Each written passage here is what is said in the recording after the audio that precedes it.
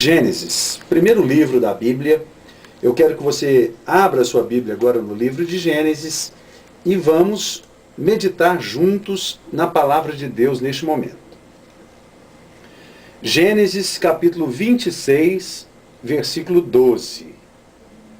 Gênesis 26, versículo 12, diz o seguinte: Semeou Isaque naquela terra,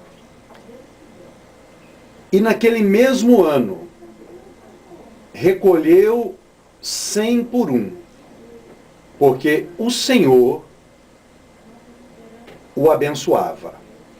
Vou repetir a leitura. Semeou Isaque naquela terra, e no mesmo ano recolheu 100 por um, porque o Senhor o abençoava. Eu acredito que todos conhecem a história de Abraão, a história de Isaque, a história de Jacó. E nós vemos aqui então um registro de uma das situações que Isaque enfrentou na sua vida. O texto que nós lemos fala de uma atitude de fé.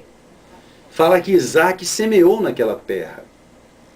Mas se você ler os versículos anteriores, você vai entender que Isaque havia acabado de perder seu pai, Abraão, aos 175 anos de idade.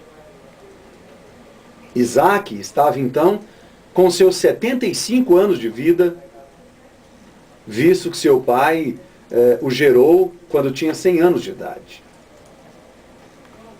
Imagine ser filho de um homem como Abraão, um homem chamado de o amigo de Deus, um homem que tinha profunda comunhão com o Pai. Talvez nos momentos de dificuldade, Isaque dizia: Pai, eu estou passando por um problema na minha vida, ore a Deus por mim. Abraão então levantava sua voz, tinha uma conversa com Deus, e de repente Deus enviava a resposta. Isaque recebia a sua bênção. Mas chegou um momento que Abraão partiu para a glória. A nossa vida nessa terra tem um fim. Isaque então assume a liderança do clã. Ele se torna o líder daquele povo. E a Bíblia diz que houve fome naquela terra, como dantes houve na época de Abraão. Muito interessante isso. Eles tinham muito ouro, tinham muita prata, tinham muito gado. Abraão deixou uma herança muito grande para Isaque. E hoje é comum nós ouvirmos uma pessoa que está passando por uma dificuldade financeira, ou até uma dificuldade no casamento, uma dificuldade pessoal, dizer: olha, eu estou passando por um deserto. Eu estou com escassez nos meus recursos, me falta isso, me falta aquilo. Mas o conceito de deserto que a Bíblia fala é outro. Isaque tinha muito dinheiro, mas não tinha onde gastar. Eles tinham fome e não tinham onde buscar o alimento. Isaque tinha muitos recursos, mas ele não tinha onde comprar comida. O gado estava morrendo por causa da seca. As crianças estavam reclamando para os seus pais, porque não tinham o que comer. Isaque se viu numa situação difícil. Talvez tenha sido a sua grande prova de fogo como líder. O pai de Isaque tinha uma grande experiência com Deus. Mas talvez Isaque mesmo não tivesse tido nenhuma ainda. Quantas pessoas às vezes confiam na fé do pai, da mãe, do pastor, de alguém que exerce algum tipo de influência espiritual sobre a vida dela, e às vezes por qualquer coisa se desespera e não tem a iniciativa de fazer uma oração pela sua própria família. Vive pedindo, né? Ora por mim, ora por mim, ora por mim. Olha, nós recebemos muitos pedidos de oração na Paz FM e isso é louvável. Compartilhar as nossas necessidades. Tiago escreve: confessai as vossas culpas uns aos outros e oreis uns pelos outros para que sareis ou para serdes curados. Nós devemos compartilhar os nossos problemas, sim, com filhos de Deus em quem nós confiamos e esperar que eles orem por nós. Mas nós também temos que tomar uma iniciativa. Porque Deus ouve a oração do justo. Não que nós sejamos justos pelas nossas ações, mas nós fomos justificados pelo sangue de Cristo. Isaac precisava de uma experiência com Deus.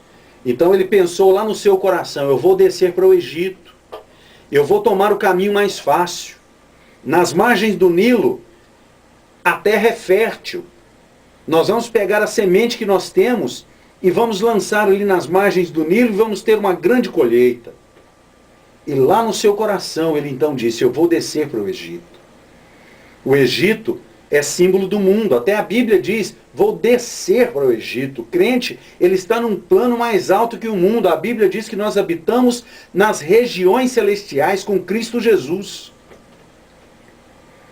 Quando Deus ouve a intenção do coração de Isaac, ele diz: Isaac, não faça tal coisa. Permaneça na terra onde você está, e eu vou te prosperar, eu vou te dar a vitória. Isaac teve a sua experiência com Deus. Talvez seja a primeira vez que ele ouviu Deus falando com ele da maneira que falou. E eu quero dizer para você algo muito especial. Que você entenda verdadeiramente que Deus falou com Isaac. Ele teve aí a sua experiência com Deus, ele teve a oportunidade de ouvir a voz de Deus, mas ele tomou uma posição. Talvez o mais fácil seja ouvir a voz de Deus. Aliás, Deus fala conosco a todos os momentos. Deus fala conosco através de pessoas até não crentes. Deus fala conosco através do púlpito da nossa igreja, quando o nosso pastor ou algum obreiro está pregando. Deus fala conosco através de nossos filhos, através de nosso cônjuge. Deus fala conosco o tempo inteiro. A questão é: nós estamos ouvindo a voz de Deus? Conta-se a história de um alpinista que estava escalando uma montanha, um alpinista experiente, e ele estava quase alcançando o topo daquela montanha, mas o sol começou a se pôr muito rápido. O anoitecer estava chegando. E há uma regra entre os alpinistas, que quando você está escalando uma montanha e a noite chega, você precisa encontrar uma saliência rochosa, para você montar ali, colocar pelo menos o seu saco de dormir, se agasalhar bem, porque lá em cima não se enxerga, é muito escuro. O frio castiga, o frio é muito forte. Então a regra é: se estiver anoitecendo, encontre um lugar, se agasalhe, passe a noite, na manhã seguinte continue a sua jornada. Aquele alpinista muito experiente sabia muito bem dessa regra, mas ele estava quase alcançando o topo, então ele pensou: eu vou conseguir. E ele se esforça. Mas em um momento desses, ele derrapa ali naquela montanha, escorrega, cai e fica preso pela cintura por uma corda de segurança que eles geralmente fixam ali na rocha. Naquele momento, aquele homem ferido, machucado, pendurado pela cintura, a uma altura muito grande, sem enxergar um palmo à frente do seu nariz, aquele homem levanta a voz e diz: Deus, me ajude! Deus, me ajude!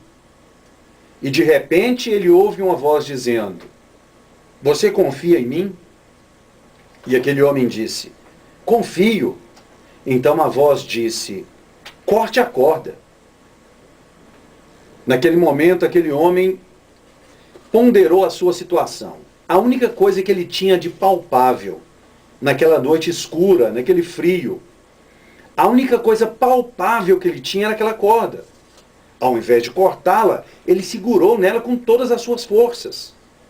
Na manhã seguinte, um grupo de alpinistas que escalava aquela mesma montanha encontrou aquele homem morto, a 1 metro de uma saliência rochosa.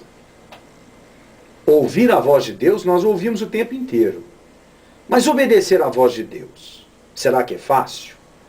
Isaac precisou tomar uma posição. Ele reuniu o seu pessoal, o seu povo e disse, olha, Deus falou comigo e mandou nós semearmos a semente aqui mesmo, nessa terra. E o pessoal disse, mas é uma terra árida, nada vai brotar aqui. Mas ele disse, eu ouvi a voz de Deus. As pessoas, por certo, questionaram, dizendo, olha, você vai desperdiçar a semente que nós temos. Você vai lançar num terreno que não é fértil. Mas Isaac estava decidido. Depois de tomar a sua posição, ele ficou firme. Porque tem muita gente que ouve a voz de Deus, toma uma posição, compartilha com as pessoas, diz, olha, meu casamento está acabado, mas Deus disse que Ele vai restaurar a minha vida matrimonial. E as pessoas começam a dizer, ei, você é louco? Será que você não vê que não tem jeito? Aquela pessoa com quem você casou não tem conserto. Talvez Deus disse que vai recuperar a sua empresa, os seus negócios, você compartilha com alguém, toma uma posição de orar e as pessoas começam a te dissuadir, dizer, ei, você é louco, no país, na situação que nós estamos, você acha que Deus vai restaurar uma empresa como aquela? Talvez a sua saúde entra numa situação difícil, você de repente encara uma doença incurável, e você diz assim, Deus vai me curar, e as pessoas começam a dizer, ei, abre os seus olhos, não tem cura para essa doença. Isaac tomou uma posição.